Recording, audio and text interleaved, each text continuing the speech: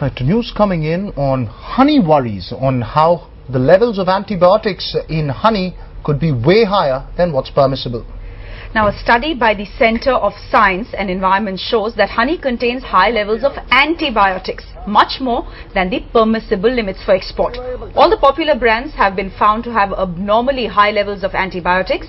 Permissible levels of oxytetracycline for export is 10 micrograms per kg. But Dabur honey is found to have 9 times that.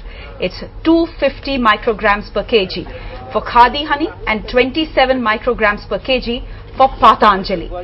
Antibiotics mixed with sugar syrup is reportedly used as growth promoters in the industry, and that is supposedly how it gets passed onto honey.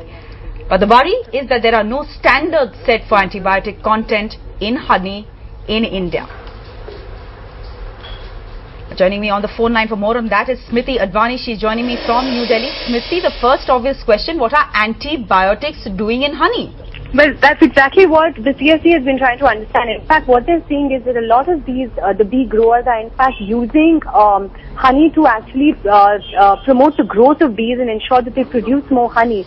So in fact, it's being used as a growth stimulator, but what they are trying to say is that the kind of antibiotics that they are using in bees should be different from the ones that humans consume, because this, in a way, once the bees are injected with antibiotics, so they need to consume antibiotics, it's then passed on to humans, which can then pose a real health hazard.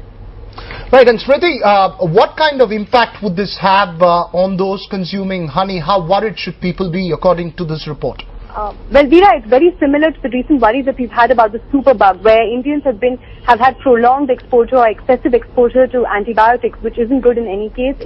It's unhealthy for anyone to be consuming such a large dosage of antibiotics on a day-to-day basis. In fact, honey is something that most Indians would have at their breakfast table every day, and it is worrying indeed that there is such a large amount of antibiotics found in many of the popular brands that we're consuming, and the fact that the government doesn't really have any safety standards when it comes to honey being sold in the domestic market as compared to what they allow for export.